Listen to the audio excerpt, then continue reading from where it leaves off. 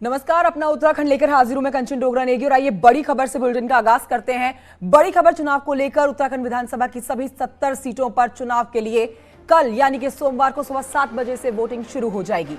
शाम के 6 बजे तक वोट डाले जाने वाले हैं। वोटिंग के बाद 10 मार्च को वोटों की गिनती होगी। बता दें आपको कि उत्तराखंड विधानसभा चुनाव के लिए कल शाम चुनाव प्रचार थम गया। आखिरी दिन सभी पार्टियों ने खूब दांव लगाए, जोर आजमाइश की। पीएम मोदी से लेकर गृह मंत्री अमित शाह और यूपी के सीएम योगी आदित्यनाथ ने सभाएं की। तो वहीं कांग्रेस की तरफ से प्रियंका गांधी वाड्रा ने मोर्चा संभाला हुआ है। हरीश रावत, प्रीतम सिंह भी प्रचार मैदान में नजर आए।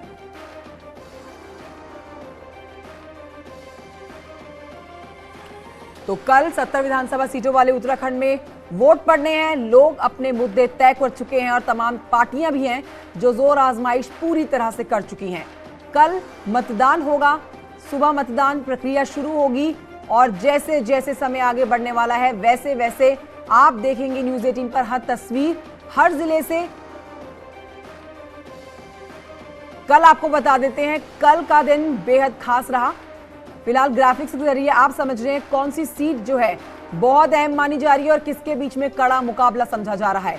खटीमा काफी खास स्पेशल सीट है, वीआईपी सीट। बीजेपी के यहां पर से पुष्कर सिंह धामी जो कि मुख्यमंत्री हैं वो चुनावी मैदान में हैं। साथ ही उनको टक्कर देने के लिए कांग्रेस की तरफ से भुवन चंद्र कापड़ी को उतारा गया है कांग्रेस की तरफ से, और आम आदमी पार्टी उम्मीदवार भी यहां पर पूरे दमखम के साथ एस कलेर हैं जिन्होंने अपनी जीत का दम भर दिया है।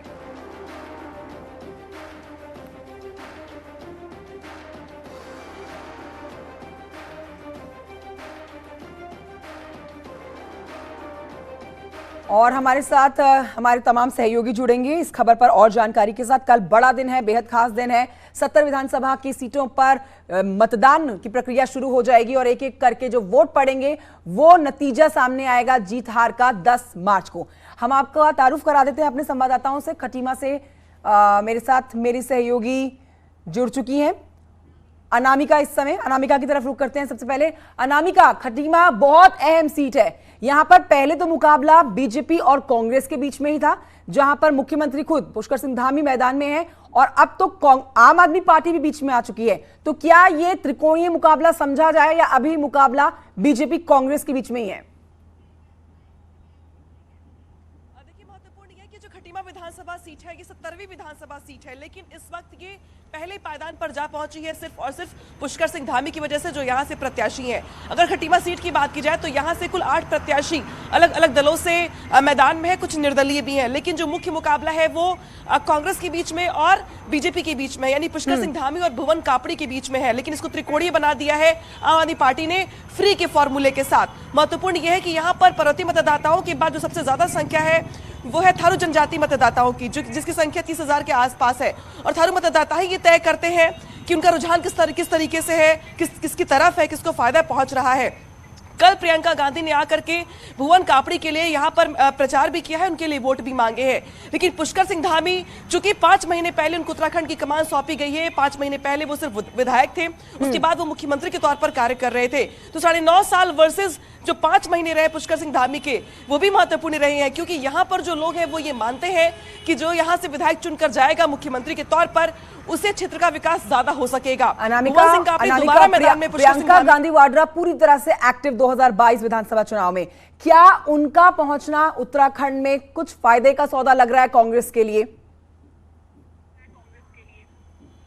देखिए, महत्वपूर्ण बात यह है कि भुवन कापड़ी यहां से दूसरी बार मैदान में है।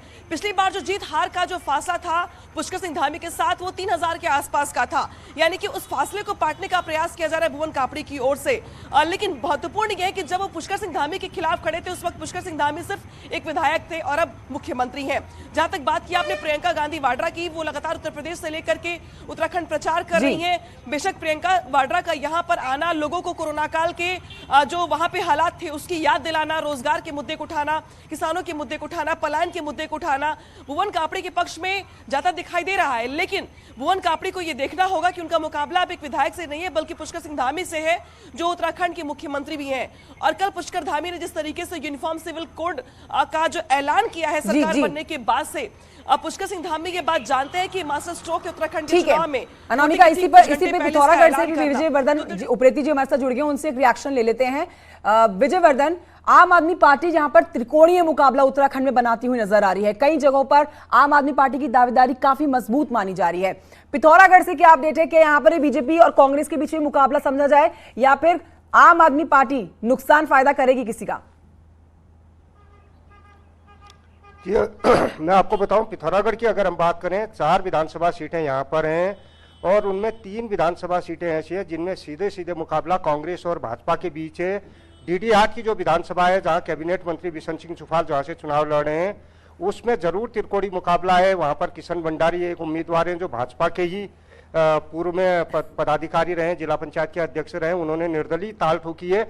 मैं आपको बताऊं कि ये सीट इसलिए भी रोचक हो गई है, अगर हम 2017 का इलेक्शन का आंकड़ा देखें तो इसमें तकरीबन 17,200 वोट बिशन सिंह चुफाल को मिले थे और उसके बाद 15,500 के आसपास किशन भंडारी जो निर्दलीय थे उनको मिले और 15,000 के आसपास जो वोट थे वो कांग्रेस के कैंडिडेट को मिले। तो एक तरीके से कह सकते हैं कि पहले और तीसरे नंबर के कैंडिडेट में सिर्फ 2,500 वोटों का अंतर था और इस बार भी तीनों उम्मीदवार उस सीट में मैदान में है, तीनों की पोजीशन बराबर बनी हुई है। तो एक तरीके से ये कह सकते हैं ये सीट कहीं भी जा सकती है, किसी भी तरफ इस सीट जा सकती है। और आज की जो रात है या जिसे कयामत की रात कहते हैं, इस 24 घंटे को जो मैनेज कर गया वो उस सीट पर भारी पड़ेगा। जी ठीक है, ठीक है। उत्तरकाशी से बलवीर परमार भी हमारे साथ मौजूद हैं। बलवीर, खास तौर पर अगर बीजेपी की बात कर ली जाए, क्योंकि सरकार में है और साथ ही ये दावा भी पेश कर रही है कि आने वाले 5 साल फिर उनके ही होने वाले हैं, लेकिन कांग्रेस का दावा कुछ और है और आम आदमी पार्टी का दावा कुछ और है। उत्तरकाशी में क्या समझे कि बीजेपी यहां पर अपने वादों पर लोगों से जो मांग रही है वोट वो पाती हुई नजर आ रही है, यहां लोगों ने कुछ और मन बनाया हुआ है? उत्तरकाशी के लोगों के मन में क्या चल रहा है? बिल्कुल अंचन, इसमें उत्तरकाशी की लोगों के मन की हम बात करें तो 3 विधानसभाएं यहाँ पड़ती है, गंगोत्री, यमुनोत्री और पुरोला। तीनों विधानसभाओं में कांटे की टक्कर है भाजपा और कांग्रेस के बीच में और सबसे हॉट सीट गंगोत्री विधानसभा मानी जाती है। और जो लोगों की प्रतिक्रिया जिस तरह से आ रही है, क्योंकि भाजपा ने जो गंगोत्री विधानसभा में है युवा प्रत्याशी और जो जमीन से जुड़े हुए खासकर पूर्व ब्लॉक प्रमुख भी रहे और जिला पंचायत सदस्य भी रहे, उन पर दाव खेला है। तो कहीं ना कहीं रोचक बन गया है मुकाबला, क्योंकि कांग्रेस ने भी 5वीं बार जो पूर्व विधायक है उनपे भरोसा जताया है और उन विजयपाल सुजान और उनको मैदान में उतारा है। और इसी तरह से जो आम आदमी पार्टी के जो मुख्यमंत्री जो उम्मीदवार है उनको गंगोत्री विधानसभा से आम आदमी पार्टी ने उतारा है। तो कहीं ना कहीं त्रिकोणीय मुकाबला बनता नजर आ रहा है। आम आदमी पार्टी किसके समीकरण बिगाड़ती है ये भी देखने वाला होगा। और यहाँ पे पहाड़ी जिला है और खासकर जनपद में मोदी फैक्टर भी काफी देखने को मिल रहा है। तो कई समीकरण इसमें बन रहे हैं उत्तरकाशी की तीनों विधानसभाओं में और कांटे की टक्कर है जो भाजपा और कांग्रेस के बीच में देखने को मिल रही है। और खासकर एक विधानसभा यमुनोत्री विधानसभा है जहां पे निर्दलीय कांग्रेस के बागी होकर निर्दलीय लड़ रहे हैं, उन्होंने पूरी तरह से समीकरण को बिगाड़ बिल्कुल बलवीर, मोदी फैक्टर की जो आप बात कर रहे हैं, पेश करें तो कहीं मोदी फैक्टर में अल्मोड़ा से किशन जोशी हैं, उनसे जान लेते हैं। अल्मोड़ा में किशन जोशी हमारे साथ लाइव मौजूद हैं। किशन जोशी, अल्मोड़ा में क्या मोदी फैक्टर एक बार फिर से काम करता हुआ नजर आ रहा है या फिर यहाँ पर प्रियंका गांधी जो पहुंची है मैदान में वो काम बिगाड़ रही है बीजेपी का? कंचन, देखिए अल्मोड़ा में 6 सीटें हैं जिसमें से 5 सीटों में सीधे भाजपा और कांग्रेस में आमने सामने की टक्कर है। द्वाराहाट सीट ऐसी है जहां यूकेडी, जहां जो है 2 बार यूकेडी के वो रहे हैं प्रत्याशी जीते हुए हैं, 2 बार पुष्पेश त्रिपाठी और उनके पिता विपिन त्रिपाठी रहे हैं। इस बार भी पुष्पेश उस सीट को त्रिकोणी बना रहे हैं। इसके अलावा और अन्य सीटों पर बिल्कुल आमने सामने की टक्कर है। नरेंद्र मोदी ने एक सभा जो है अल्मोड़ा में कर रखी है, उसका प्रभाव थोड़ा बहुत तो जरूर कहा जाएगा कि उससे जो है कुछ प्रत्याशियों को लाभ मिलेगा। कंचन, ठीक है, देहरादून चलते हैं जहां से भारती सकलानी मौजूद है। भारती सकलानी, कल तो बहुत अहम दिन था जहां पर हर पार्टी का हर बड़ा चेहरा देखा जा रहा था चुनावी मैदान में प्रचार करते हुए। अब वो शोर थम चुका है, लोगों की तैयारी पक्की है अपनी उंगली पर नीली स्याही लगाने की। कल मत देने के लिए प्रक्रिया शुरू हो जाएगी। देहरादून में लोगों के मन में क्या चल रहा है? उनके भी अपने मुद्दे तय हो चुके होंगे कल वोट डालने के लिए। बिल्कुल, जनता ने अपना मूड जो है वो पूरी तरह से सेट कर लिया है कंचन। और 10 विधानसभा सीटों में से 9 सीटों की अगर मैं बात करूं जहां पर नेक टू नेक फाइट देखने को मिल रही है कांग्रेस और बीजेपी के प्रत्याशियों में, एक सीट यहां पर ये कहा जा सकता है जिस पर बीजेपी की मजबूत पकड़ यहां पर देखने को मिल रही है। जो मसूरी विधानसभा सीट की हम बात कर रहे हैं, यहां पर कैबिनेट मंत्री गणेश जोशी और कांग्रेस से प्रत्याशी गोदावरी थापली जो है वो यहां पर कैंडिडेट हैं और इसमें बीजेपी की मजबूत पकड़ थोड़ी बहुत देखने को मिल रही है। लेकिन इसके अलावा जो बाकी की 9 सीट्स है वहां पर नेक टू नेक फाइट है और जनता अपना मूड यहां पर किस तरफ पलटेगी, ये कल यहां पर जनता जब वोट कास्ट करने जाएगी तो पता चलेगा और 10 मार्च को जब रिजल्ट आएंगे तो नतीजा हम सबके सामने होंगे। लेकिन उससे पहले एक तस्वीर दिखाना बहुत ज्यादा जरूरी है कंचन, वो मैं अपने दर्शकों को दिखाना चाहूंगी। यहां से थोड़ी दूर पर रायपुर स्टेडियम है और वहां अगर पहुंचना है तो 1.5 से 2 घंटे का वक्त आज लग रहा है क्योंकि पोलिंग पार्टियां रवाना हो रही है और उसकी वजह से कड़ा जाम यहां पर लग रहा है। ये 4 किलोमीटर का तकरीबन यहां पर कहा जा सकता है कि लंबा जाम है और 1.5 से 2 घंटे लग जा रहे हैं इस रायपुर रोड पर अगर आपको जाना है महाराणा प्रताप स्टेडियम की तरफ। वहीं से पोलिंग पार्टियां रवाना होती हुई नजर आ रही हैं और काफी लंबा समय यहां पर लग रहा है। इनकी पूरी तैयारी है, निर्वाचन आयोग ने भी अपनी पूरी तैयारी यहां पर की हुई है।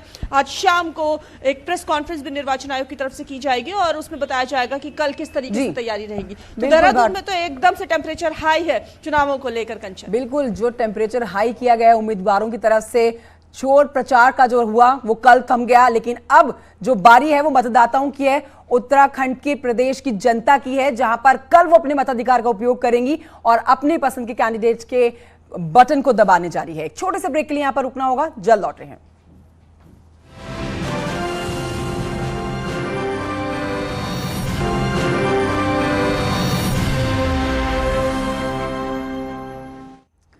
Welcome back. अब आगे बढ़ते आपको बताते हैं कि पहाड़ों में भी अब चुनाव खूनी संघर्ष बनते जा रहे हैं। रुद्रप्रयाग की हम बात कर रहे हैं जहां पर यूकेडी प्रत्याशी पर देर रात 4 लोगों ने जानलेवा हमला कर दिया। आरोप है कि रुद्रप्रयाग विधानसभा से यूकेडी प्रत्याशी मोहित डीमरी जब प्रचार के बाद वापस देर रात 10 बजे अपने घर लौट रहे थे, उसी दौरान जवाड़ी बाईपास के पास 2 बाइक सवार लोगों ने आकर हेलमेट जिन्होंने पहना हुआ था, 4 लोगों ने यहां पर पत्थरों और लाठियों से उन पर जानलेवा हमला कर दिया, जिसके बाद यूकेडी प्रत्याशी मोहित डेमरी समेत 3 लोग घायल हो गए हैं। डेमरी का कहना है कि उन्होंने पुलिस में इसकी तहरीर दी है जिस पर मुकदमा लिखे जाने के बाद अब जांच चल रही है। उन्होंने पहले तो मेरी जिंदाबाद के नारे लगाए, फिर कहा मोहित भाई रुकिए, आपसे काम है, आपसे बात करनी है। मैंने सोचा हमारे समर्थक होंगे, कार्यकर्ता है, बात करनी जरूरी है। जैसे मैंने गाड़ी रोकी, रुकवाई, देवेंद्र को बोला मैंने गाड़ी रोक, तो उसके बाद उन्होंने हम पर हमला बोल दिया पत्थर से और लाठी डंडों से। उसके बाद उसे आगे के लिए निकल गए, बाईपास से आगे होते हुए तिलवाड़ा की ओर। अब कल के अहम दिन की बात कर लेते हैं। उत्तराखंड में 14 फरवरी को होने वाले विधानसभा चुनाव के लिए पोलिंग पार्टियों को रवाना कर दिया गया है। दूरस्थ और दुर्गम इलाकों में पोलिंग पार्टियों को भेजा गया है। उत्तराखंड के मुख्य चुनाव अधिकारी ने एक फोटो जारी किया। फोटो में पोलिंग पार्टियां बर्फबारी और दुर्गम पहाड़ी रास्तों से होकर किस तरह से अपने मतदान स्थल तक पहुंचती हुई दिख रही हैं, वो इस वीडियो में आप देख सकते हैं।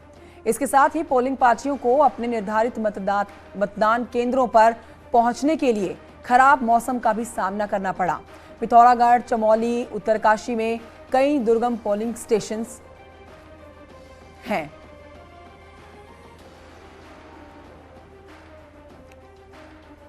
हम आपको तस्वीरें दिखा रहे हैं, पोलिंग पार्टियां किस तरह से कल होने वाले मतदान के लिए उससे पहले जाकर पहुंच रही हैं। खराब मौसम का भी सामना कर रही हैं। खासकर बात की जाए पिथौरागढ़, चमोली की और उत्तरकाशी की, तो यहाँ पर कई ऐसे दुर्गम पोलिंग स्टेशन है जहाँ पर अधिकारी पहुंच चुके हैं। हम आपको भी तस्वीरें दिखा रहे हैं। इन तस्वीरों से आप साफ समझ सकते हैं कि किस तरह से भारी बर्फबारी के बीच में पोलिंग पार्टियां रवाना हुई हैं। तो कल यानी कि 14 फरवरी को उत्तराखंड में होने वाले विधानसभा चुनाव के मतदान को लेकर इंडो नेपाल बॉर्डर पर 72 घंटे पहले सीज हो गया है। इसके साथ ही विधानसभा चुनाव को देखते हुए बॉर्डर पर एसएसबी और पुलिस निगरानी रखे हुए हैं। नेपाल सरकार ने भी भारत का सहयोग करते हुए बॉर्डर में सुरक्षा बढ़ा दी है। देखिए, जो हमारे अंतर्राष्ट्रीय बॉर्डर है वो सामान्य तौर पर 48 से 72 घंटा पहले इनको हम लोग बंद कर देते हैं। इस संबंध में हमारी जो कंसर्नी नेपाल के जो एसपी और सीडीओ है उनसे बात हो चुकी है। उनके द्वारा पूर्ण सहयोग किया जाएगा, ऐसा उनके द्वारा बताया गया है। और हमारा जो मुख्य रूप से बॉर्डर है हमारे जिले का बनबसा और टनकपुर से ही मेन आवागमन होता है। इसके अलावा जो अन्य जो नदी के रास्ते हैं उसमें एसएसबी को ऑलरेडी अलर्ट कर दिया गया।